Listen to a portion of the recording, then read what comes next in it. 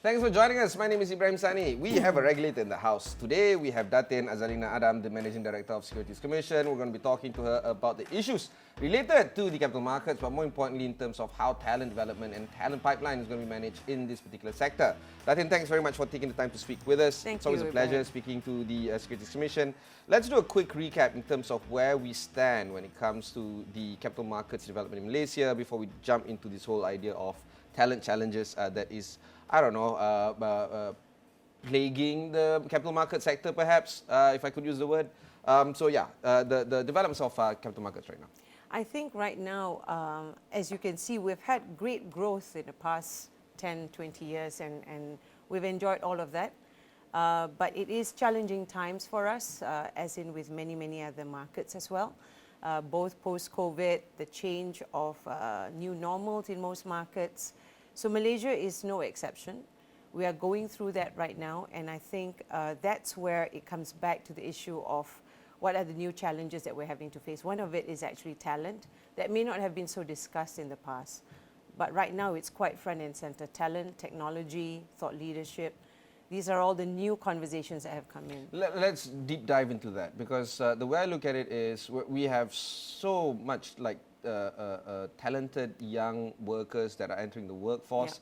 Yeah. They are extremely proficient in terms of how to solve a problem. Yes. They are not pencil pushers, but at the same time, this brings about that whole idea of them not wanting to do stuff that we had to do back when we were younger. Yeah. So how do you manage this generational friction in terms of wanting to have these kind of talents in institutions like the SC versus their own needs and wants, which is quite different from what we were, I guess, used to?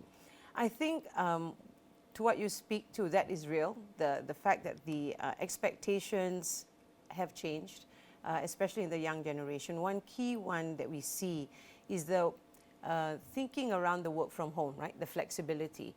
And I think institutions, almost all institutions, have to grapple with how do they see that. So SC, for example, in particular, we are allowing the hybrid environment where they can come in and have an arrangement. So I think organizations will have to adjust and be agile, but at the same time, I think it's also important to inculcate correct values in the talent, the young talent, to be able to see what are the important things that they must pick up correct technical and competency know-hows. I think that's important. They cannot rush through their career. So I think it's trying to find the balance and working at it, probably being more involved, just like what we have in this program that we have. It's very unusual for Securities Commission to be so involved in the talent development portion. No, let's talk about the program. It's called Invested. Maybe we can talk about a little bit more to that effect. Yes. Invested is a very unique program. I think I've never seen that happen in the capital market, being in it for over 30 years. It is a strategic collaboration between the Ministry of Higher Education, Ministry of Finance, ourselves, Bursa, and the capital market players, as well as the universities. That means as a whole ecosystem is really trying to address the talent gap that we see. So it's always been, okay, the SC takes care of who we need, the industry takes care of who they need, and now we're having to bring all this together because the problem transcends the institutions, it transcends its gaps between knowledge, skill sets, skill gaps. So I think that's where it's very, very unique. So we're quite hopeful that this would work. I would like to argue that the SC is a little bit more progressive in terms of how you guys approach capital markets, at least when we talk about some of the regional partners that we have. Now, I'm not trying to disparage some of the capital market partners in the region, but you guys are a little bit more aggressive in terms of approaching new things, sandboxes like new regulations, facilitating the kind of new forms of financial instruments. Many of those are actually quite progressive. Does this appeal to younger talents right now in terms of the kind of work that you guys are doing, or it's more of, you know, you're old school, you are from that part of the world, I'm just still going to go, you know, break things, and I want to make things a little bit more aggressive, and I want to rush through the very thing that you mentioned just now, that rushing through a career, that's exactly what they want, right? Yeah, exactly. I think the capital market has this challenge, and it's real. In terms of the, just a quick demographic of who we have in the capital market, half of our population or the professionals in the industry is above 50. So I won't say which category I'm on, but it's above 50. No. And only 8% are represented by the age group of 30 and below. When we studied this and looked at this and we said, why is this the case? I think capital market, unfortunately, it's an enigma. It is not one where they understand, not that they don't enjoy it once they get to know it, they just have to get to know it.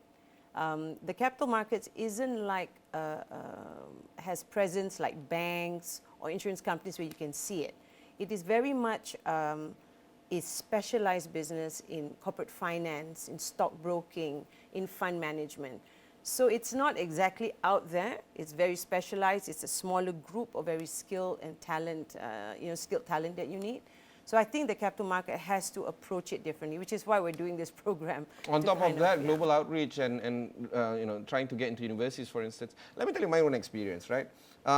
As early as matriculation, I had folks from the investment banking world, IBK folks, coming over trying to tell us what they're doing. Yep. These are not my alumni, my seniors. These are just random people, penetrating the kind of universities and having these career talks with us. So even at that early point in stage in my life, I already know that, okay, this is the kind of trajectory that I'm gunning for. And true enough, after I graduated, I applied for an IBK opportunity, got into it, and then of course, deeply entrenching myself in DCM. That's fine. The only time I heard about SC was from my senior, and he mentioned it in passing, right? And like, what do you do? Stuff. That's about it, and that's it. Exactly. So one of the things that we're going to do in this program is exactly as what you have seen, which is this career fair, being really out there. Career talks, career fair. Unfortunately, I think in the past, capital markets have been a bit shy about it. So we're going to be quite front and center. We're looking to organize 6 career fairs this year, be involved in about 20 career talks across universities, really trying to bridge between the universities and the capital market. Yeah. That bridge actually isn't quite established. So you have, again, very bespoke relationship. We're trying to do an industry level kind of bridging. So we're hoping and it's also that. quite critical, because now that you mentioned that half the population is below 50, only 8% is below 30, you're looking at the knowledge transfer, and most importantly, the culture transfer. Yes. Might not necessarily happen at a pace that you would like. Yes. Is there a certain target that you have set internally in terms of trying to get more recruitment from the younger talents? The target that we had for this program, first it's a 3-year program. To give it more consistency, we didn't want it to be a one-off, so it's 3 years. A bit piloted because, again, not been done, so I'm sure we'll have to tweak the program as we go. Target is to have an outreach to about 9,000 students through the fairs and the talks. But what's interesting is we've also begun to push out what is called a foundation program. 2 programs where people are able to actually upskill themselves, the students. It's an online program, it's a self-paced program. So it's in the area of compliance, in the area of marketing, so they can familiarize themselves. And the third part is actually interesting, it's a job placement. It's a job placement with a bit of a twist, because what we found was there was an industry gap in terms of knowledge. So we spoke to a lot of the CEOs in the industry. More than 80% of them say that fresh hires are difficult because there is a big gap between them qualifying from a university to being able to work and deliver and produce, right? Because they're not even familiar with the capital market. So what we did was, in this program, the graduate program, the leadership program, has a 1-month in-person session at Asia School of Business, a specialized curated program for capital markets. So we are having industry players come in person to kind of onboard them for a month. After they finish that 1 month, there will be a 6-month placement to the industry. This is all put in place. We've got industry players pledging that they will train the students for 6 months with the hope that they will be hired permanently thereafter. So slightly different. This program is funded then by the respective players? No, the program is actually funded. The SC put up a proposal to the Capital Market Development Fund. It's a trust fund. So it's 30 million ringgit that's been put aside over the 3 years. In terms of partnership with our partners, they are going to, like they do this matching of the training fund. So we have a certain amount for the program, certain amount that we pay for the, for the students, the allowances and stuff like that. So it's largely funded by the Capital Market Development Fund.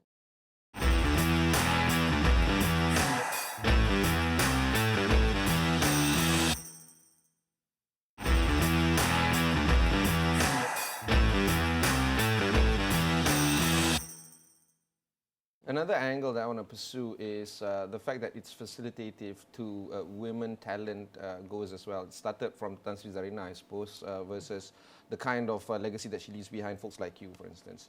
Do you feel that that is an angle that you're pursuing as well? At this time, Ibrahim really is quite inclusive. We would like it to be all Malaysians, because I think there was a discussion about B40, about women, and we want it to be balanced simply because for it to be successful, the capital market must believe that this program is going to give them access to a talent pool that is skilled, that is of good quality and caliber. Because the capital market players are going to hire people who are going to be able to do work and things that they need done. So I think it's very important for that. So it could be something we look at in the longer term, but in the immediate term, it's very inclusive. All Malaysians that qualify, there are specific criteria. Everyone, all Malaysians, wherever you are, by the way, here, public universities, private universities, abroad. If they want to reach out and learn more, how do they do that? There is a website, easy. They just go to something called invested.my. That's it, and it's invested. So it's actually invested.my is invested in yourself really at the end of the day. I invested myself. Oh, yeah, very good. Now comes the hard question in terms of, let us be frank about how we got here. That demography that you spoke of, it didn't happen overnight. What went wrong, or what did you guys not do in terms of trying to attract talent over the past few years, if not decades? In terms of the generational formation and psyche of our young talents, the Gen Z, now Gen Alpha, yes, we understand the motivations that they do. You were talking about it before the interview started in terms of them wanting to find meaning and many more. These are the items that we've known for a long time. Yeah. So what did the SC not do over the past few years and resulting in you having to do aggravated activities like now? I think one thing that everybody felt, and I think this is across the industry, you're right, everyone knows that there's a kind of talent shortage. Maybe there was a little bit of a short-termism in many of the players where, rather than train, I will just go ahead and hire someone, And I think that for a very long time in the chase for just growth, as opposed to sustainable growth and things like that, where you're investing in talent, was probably why we kind of got ourselves into this bind a little bit. And we're not unique. This global deficit that you're seeing in terms of talent is worldwide. Okay. There is a report by Korn Ferry in 2019 that projected in 2030 there'll be 85 million shortfall in skilled talent. Well, in this space? Globally across all economies. For the financial sector, about 10 million shortage globally. Okay. So everyone, not just Malaysia, will be facing this talent. In fact, I spoke to someone just earlier saying that this is a problem everywhere. So Malaysia now has to deal with the fact that we are going to be having to compete for Malaysian talent with employers abroad as well. So gone are the days where we think that the Malaysian talent is solely for the Malaysian corporates. That is no longer the case either. But, I'm a half glass full kind of guy. This also brings about that possibility of high growth potential for the talent. Yes. Because, the skies are a bit clear. Absolutely. And therefore having to raise that conversation. Both corporates also have to change to look at how they build talent pipeline. They cannot just look and say, I just want to pick when they're all good and ready. There must be some investments there. It will provide the opportunity for growth for talent, Malaysian talents that are probably in high demand. But it also then requires corporates to pivot, to be thinking that they are competing for global talent. I think you've seen that in some conversations. Finding purpose and meaning is one thing. Millennials also, Gen Z. Millennials is me. Yes. The Gen Zs and the Gen Alpha is also looking at high compensation rates. Yes. Do you feel that is a possibility now, considering that 85 million shortfall by the report by Korn Ferry, with the advent of AI, with the advent of automation, do you really need that many people in this sector? I think there will be balance. I think there will be somewhere in the middle. I think the expectation of just going to just higher compensation no matter what, quickly, like you say, they're always in a rush. and also the advent of digitization, I think there'll be something in between that will be the final landing. I don't think it's sustainable to just want to, have higher salaries and, I think there's got to be reasonableness in terms of where it finally lands. Okay, how do you think you can find that sweet spot, the equilibrium of reasonableness? I think in the end, companies will have to be sustainable themselves as a company. Yeah. So they will have to find that if they're not paying at the right price point, they're going to lose good talent. So they'll have to do, but they, of course, are not going to be. And one of the solutions will be looking at alternative, whether it's digitization. So I think companies will be able to find. It's just probably we're in transition everywhere that you're seeing. Another area of concern is on building a sustainable pipeline throughout the next few years. It's you did mention 9,000 over the next 3 years. There is this program that you're executing and you're trying to pivot or tweak as need be. Yes. But it's also important for us to look beyond the horizon, beyond the 3 years, beyond the 5 years. What's next in terms of trying to build a sustainable pipeline so that you don't get caught in the same spot twice over 1 decade? Yeah. I think that there is a lot. What we've seen at the SC is we have many counterparts as well as the capital markets. I think people are beginning to realize that there is a need to actually invest longer term into talent. So we're hoping that the talent program that we have, which is invested right now, is going to actually spur more of such kinds of programs to make sure that it's, it's not just a one-time 3-year program and it's the end. Of course, we want it to continue to be almost somewhat institutionalized as a nation if possible, but also more importantly for companies to realize and do it on their own and realize that they need to actually run a proper talent pipeline, invest a lot more. And I think, and you see that in many developed nations, that people actually invest in talent for a long time. Okay, let's talk about the triple helix model or the quadruple now. We're talking about the relationship of academia, regulators and industry players. This program seems to be touching that triple helix model. One thing that I haven't touched on is the academia side. How has the response been in terms of the reception at universities that you're working with?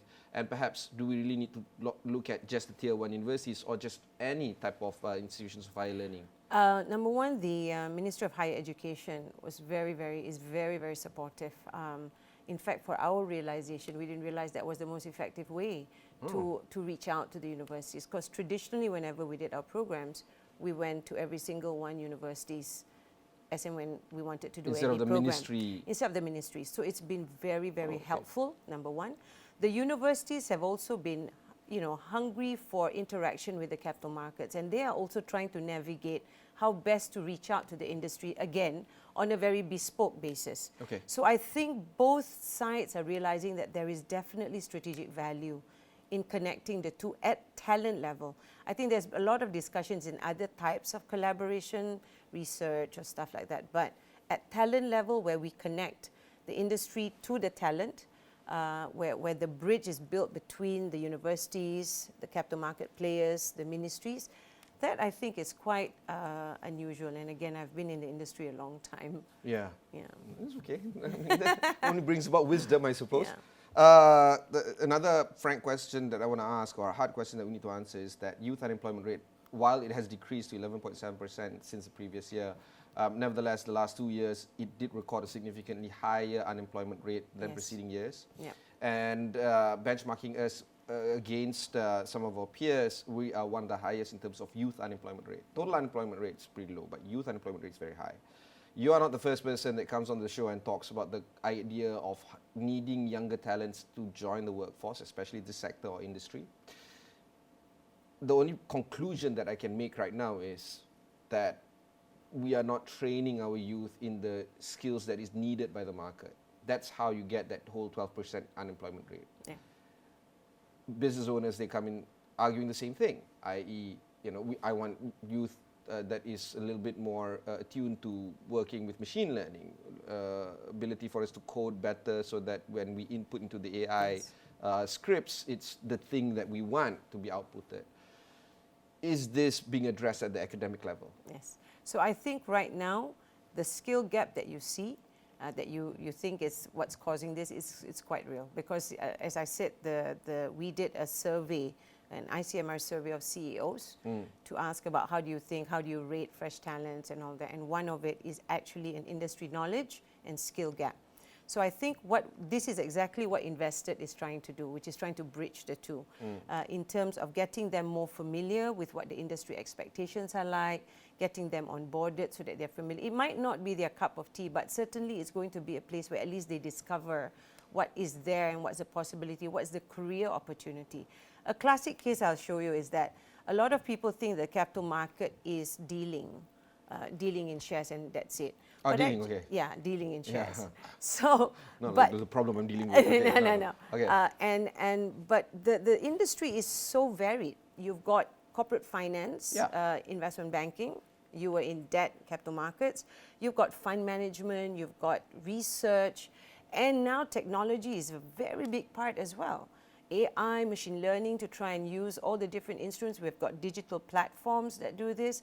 But I think there's just not familiarity. And to that, I think the capital market players, regulators like ourselves as well, must take responsibility. I think we haven't been as much out there to tell the younger population that this is what this industry is like, how it's changed, including the universities as well. We've just kind of evolved in our space. So but better late than never, I would argue that. I know. I'm very hopeful with this program. Okay. I'm actually quite excited. One last item that I want to explore is on the idea of how it would be perceived as paternalistic kind of instruction on what you should study or how things should be, when you and I know that the younger generation right now wants more collaborative approach to how knowledge is being garnered and experience is being gathered. Do you feel that that whole idea of you going out there saying that this is what it is versus collaborative, trying to see, this is what I'm looking at, what do you want to look at? It's a little bit more tiring, especially if you are above 50 in terms of trying to find collaboration with younger talents. But do you think that is the case where, they just shut down? I don't want to deal with you because you're No, telling I me what think to do. we've gotten good responses for all of the programs. I think if at all, the fact that the programs are offered and it's easy for them to sign up to and to test it out and explore, I think that's critical. I think, to be fair to the youth, they're not close to the idea. It's just that, they don't want to navigate the stuff like the way we used to. So we actually have the website for them to go to, their social media presence. So for them to discover and see what it is that they like, which programs it is that they like, So I think it's first important to get them to be familiar and get to know us a little bit more. And then, then they can decide whether this is something that they want. And of course, this also brings about that whole idea of how culture can be, in a way, quickly transferred to the talents that you have gathered. Yes. Is that part of the program in terms of Invested? I think not so overtly in terms of culture, but certainly in terms of the 1 month that they would be there, there'll be a lot of discussion. Because one of the things that has been kind of shared in terms of the gaps is actually the ability for them to present, their interpersonal skills and stuff like that. So it will be built in not such an overt fashion into the program, but that's the hope as well, to try and build a bit of that confidence, a bit of that familiarity. My final question is on wisdom. A regulator does not break things. They approach things with caution. The industry might not necessarily like it, but that's why you need guardrails when you deal with something so important like the financial industry. And with the problem of not being able to enter the office, Monday to Friday, 8 to 5, this whole idea of always on culture in terms of Zoom, whatever, Microsoft Teams, can that wisdom transfer be done? I'm not talking about knowledge transfer, I'm talking about culture. That wisdom, especially when you look at a regulator such as the Securities Commission, sometimes it's not written anywhere, but that whole idea of somebody elder telling you, this is how I should view things, that's key, and that can only happen at the corridors of the office. How is that being done? I think the culture, again, because it is set out across so many different partners that we have, I think one of the things would be about really trying to want to learn and be exposed to it. That's the first one. I think we have a whole host of different things, integrity and all of that, transparency. I think we wouldn't scare the youth with this. I think all that we're starting with as the beginning is just be open to try and understand what this industry can present itself with you in terms of the opportunities and stuff. I think that's the first step, because exactly the youth doesn't want to be bombarded with a list of a to-do list and to not do list. I think all that we're trying to do with the program is just be familiar with us and and give us a chance to see whether there's something in here, because it does provide great opportunities. It's a key driver to the economic growth. Out of curiosity, Yeah. how did you get into this line of work? Yes, I went into it by chance. See, this is the thing, right? Exactly. But at that time, it is the openness was what you needed, right? What is this? It's a merchant bank. I started in an investment bank. Yeah. Okay, let me try it out. Let me see if this is what I like. Yeah. So I think all that we're asking for the youth is, you know what, give it an opportunity. It may look old to you, but you never know. It's not old. I think at least SC Malaysia, right? That's pretty. Yes, it's a it pretty is. progressive. Actually, kind we of have a institution. great young youth group in SC Malaysia. It Yeah, has, the whole 8% of them. I know. 8% is there. Thank you very much for you. taking the time to speak with us. Again, if you want to learn more, just go to investor.my. My personal experience in terms of working with the SC is that they're pretty nice people, and you need them much more importantly. Thank you, than they need Ibrahim. us, Thank because you. they are regulating us. So do check that out. Had I gotten better grades, I would have worked with the SC. But you know, that's why they take investment bankers. Oh, you're too humble. No. You know, so if you have good grades, you want to learn more, if you want to see how you can bring about the kind of industry shaping work, check out the SC, and of course, check out investor.my. Learn more there. Also, there are a lot of resources like this that can be found on astro.com. So check out the resources there as well. My name is Ibrahim Sani. That was Datin Azalina Adham, the Managing Director of the Securities Commission. We'll be joined by another show after this, so stay tuned to astro.com.